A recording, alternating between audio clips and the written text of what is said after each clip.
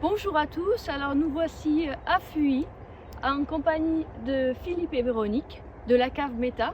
Donc ils vont me présenter la cave et on va découvrir cet univers ici à Fuy, le terroir, le sol et bien sûr vos vins. Donc merci de m'accueillir.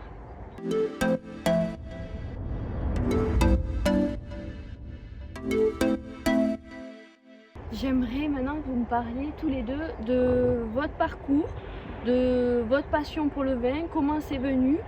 Voilà, un peu une généralité sur vous et après bien sûr sur la cave. Alors en fait moi je suis née dans une vigne mais pas du tout ici, au bord du lac Léman. Ouais. Et mon père était vigneron mais il n'était pas du tout en caveur. Donc j'aimais pas du tout la vigne à l'époque, je trouvais qu'il faisait beaucoup trop chaud ça à l'époque. Mais à 22 ans, papa était un peu il y avait des difficultés de personnel et tout, et puis il m'a dit bah, viens me donner un coup de main. Alors j'ai été donner un coup de main, puis je suis restée une année, puis après j'ai fait une année dans une cave, et puis après j'ai fait Changin, où j'ai rencontré Philippe. Ah, donc c'est une passion commune qui a fait naître cette cave. Exactement, ouais. Disons que la cave, on avait déjà commencé parce que moi je suis à peu près né dans les vignes, et puis ici, depuis que je savais marcher, on est travaillé sur les parcelles des clèves. Et puis papa a toujours fait un petit peu de vin.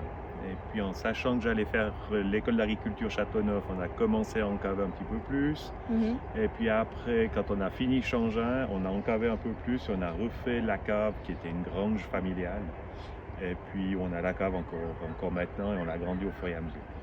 Ok, donc c'est vraiment, tu es né dans les vignes et puis Alors voilà, c'est un peu... j'ai jamais pensé faire autre chose. Ok, ouais. Voilà, c'était une évidence totale quoi. Contrairement à moi, où pour moi c'était pas du tout évident de faire ça. Quand j'avais 15-16 ans, je me disais oui, faire du vin, oui, ça peut être intéressant. Toute cette chimie du vin, c'est chouette, mais la vigne, non, pas du tout. J'y suis venue plus tard. Donc c'est sur les bancs de Changin que vous vous êtes rencontrés et que du coup il t'a rapatrié. Exactement, c'est ici tout à fait ça. Elle était plus mobile que les vignes. Avec un petit crochet en Californie, juste après Changin. Ah ouais? Où ça? J'étais à Sonoma County.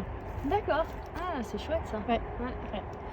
C'est l'hiver dernier, j'étais partie aussi en Californie, mais c'est énorme. Les vignes, c'est des paysages. Ça change les vallées. C'est pas des micro-parcelles comme ici, ça c'est sûr.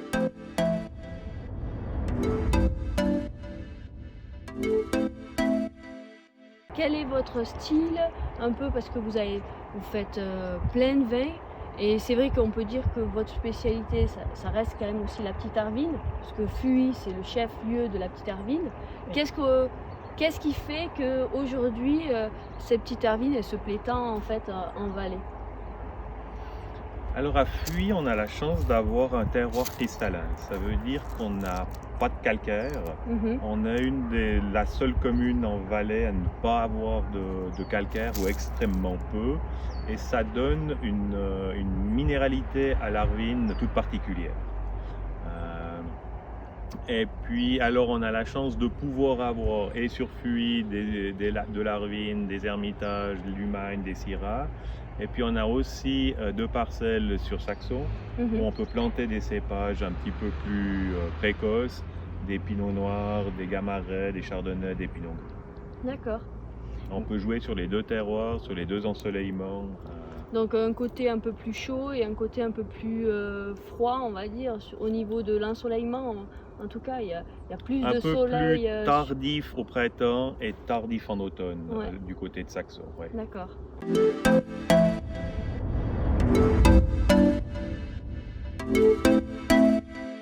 Tony qui m'a dit ça, c'est le Gamarais. Oui, j'aime beaucoup le Gamarais. Et pourquoi en fait tu apprécies ce cépage? Je trouve que c'est un cépage qui est tannique mais avec des tanins souples, qui a une extrêmement belle couleur, c'est velouté, c'est charmant, c'est facile à boire, c'est un très beau cépage. La grosse difficulté avec ce cépage, c'est de trouver la date de vendange parce qu'il mûrit très vite, mais quand le taux de sucre est assez haut, la maturité des pépins et du grain n'est pas du tout là. Donc il faut avoir la patience d'attendre. C'est un raisin qui ne pourrit pas. Ok. Donc il faut l'oublier pendant 2 semaines, même Ouais. s'il flétrit un peu. Et puis ça donne un vin qui est vraiment tellement dense et tellement concentré. C'est magnifique. Donc c'est un vin qui se veut, il faut être patient. Et du coup, je sais que tu m'as dit que tu faisais un vin nature avec ce Gamarré.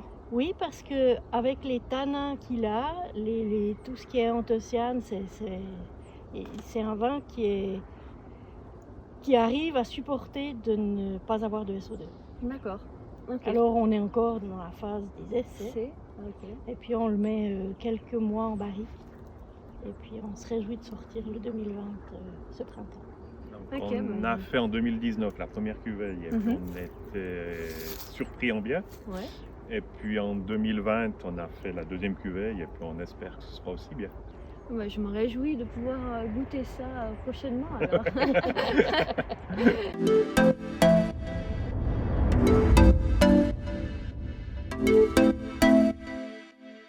Du coup, vous avez aussi une cuvée que je trouve ça en fait super original, c'est la cuvée des artistes. Justement, le fait que un artiste vous accompagne un peu dans, on va dire, l'identification de la bouteille et de la dégustation en fait, parce que c'est lui qui va dessiner son étiquette finalement. Tout à fait, tout à fait.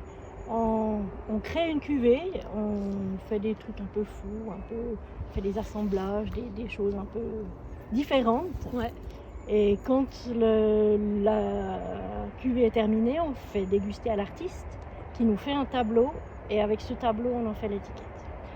Et cette cuvée, ça fait combien d'années que vous avez commencé dans Alors cette la démarche-là? première, c'était en 2015. Ok. On a fait un ermitage en barrique. Après, en 2016, on a fait un chardonnay ermitage sec en barrique aussi. En 2017, un Gamaré. Et puis en 2020, on a fait 2 cuvées de l'artiste, un païen et un assemblage de rouge. D'accord, ok. Tout ça, on pourra le goûter tout à l'heure ou c'est Avec pas en plaisir. bouteille.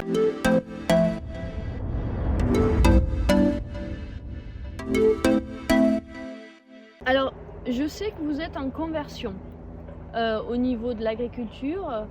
Pourquoi vous avez fait cette démarche d'aller sur...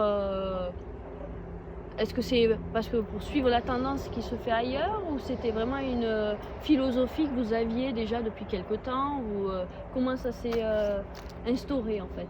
Alors le début, c'est en 2015. On était un groupement de vignerons sur Fuy où on avait chaque année un projet d'amélioration. D'accord. Et puis l'année-là, Marie-Thérèse Chapin avait proposé de nous expliquer un petit peu sa démarche en biodynamie. Et puis ça nous a assez convaincus avec les vins qu'elle fait, avec les vignes comme elles sont travaillées, avec la production qu'elle a, avec la qualité du raisin. On s'était dit, bah, c'est possible. Et en même temps, on a eu un souci avec un produit phytosanitaire qui était autorisé et puis on a eu énormément de casses, de coulures dans les chasses là. D'accord. Et on s'est dit, mais un produit qui est autorisé, qui a été passé devant agréé par l'Office fédéral de l'agriculture et puis qui nous détruit une culture, Ouais, vraiment. il y a quand même quelque chose qui ne va Ouais. pas. Alors on a commencé petit à petit pour voir alors des petites parcelles et puis toujours un petit peu plus pour demander la reconversion sur 2020. D'accord. Parce qu'on maintenant, je crois qu'on arrive gentiment à se dire que c'est possible de le faire. Ouais, c'était parce que c'est vrai qu'à une époque, c'est vrai qu'on traitait la vigne. Enfin, c'était et je vois aujourd'hui, il y a vraiment un renouveau sur cette philosophie. On entend beaucoup de façon parler de l'environnement. Hein, Oui. Donc c'est vraiment une démarche qui est actuelle et qu'il faut, je pense, Alors au suivre niveau aussi. traitement, on ne traite pas moins. On traite Ouais. même un petit peu plus, mais avec des produits beaucoup moins dangereux. Mhm. On travaille avec des tisanes, avec des macérations, avec des décoctions. Et on est beaucoup plus à l'affût on passe beaucoup plus regarder les vignes, C'est plus délicat, mais c'est beaucoup plus intéressant. C'est alors c'est beaucoup plus de travail aussi. Alors c'est plus de travail. Le plus gros souci, c'est quand même l'herbe. Donc Ouais. il y a l'enherbement partout. Il faut gérer par rapport à l'azote, par rapport à l'eau. On a Ouais. toujours des problèmes d'eau. L'herbe elle a tendance à monter, il faut la faucher. On a toujours des soucis de concurrence. Mhm. Alors il faut apprendre petit à petit à travailler avec. Bon, après, ce qui est aussi important, c'est que ici, en tout cas en Valais, c'est que les vignes elles sont hyper pointues. Donc le travail est beaucoup plus compliqué que si tu te retrouves sur, par exemple, Genève, qui est Ça, c'est sûr. quasiment à plat. Alors c'est une autre viticulture. On voit C'est- bien. Hein, C'est pour ça aussi qu'en Valais, c'est plus difficile à se reconvertir en bio que soit à Neuchâtel, soit à Genève, qui ont Ouais. un peu d'avance sur nous. C'est clair. Et le fait qu'il pleut peu, en plus de la difficulté du travail, ça influence encore les problèmes de concurrence. Ouais.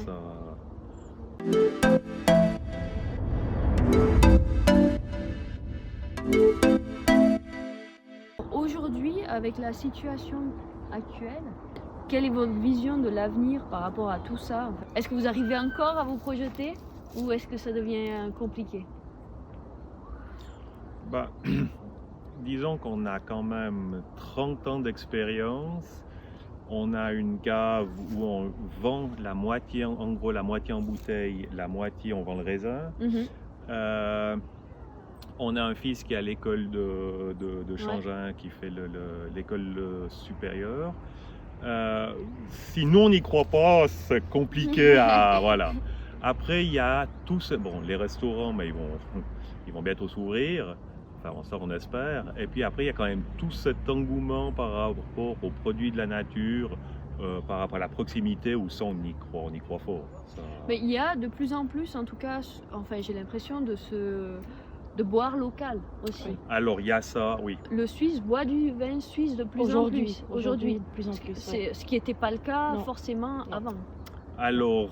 Alors en Suisse romande, en général, on n'a pas trop de soucis. En Suisse allemande, on a toujours un travail, c'est toujours compliqué, et là, il faut travailler, Ouais. il faut travailler dur. 2 fois plus quoi. Voilà.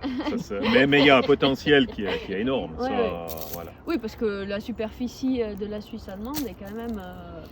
Ben, Ouais, on importante. boit le tiers de vin suisse, donc Ouais. le 2 tiers de vin étranger. Donc il y a Ouais. de la place pour les Ouais. vins suisses, mais au niveau concurrence, de toute façon, on a des prix qui sont élevés par rapport à nos frais de production. Il y a aussi quand même tout ce qui est travail, justement, la mécanisation elle n'est pas forcément possible.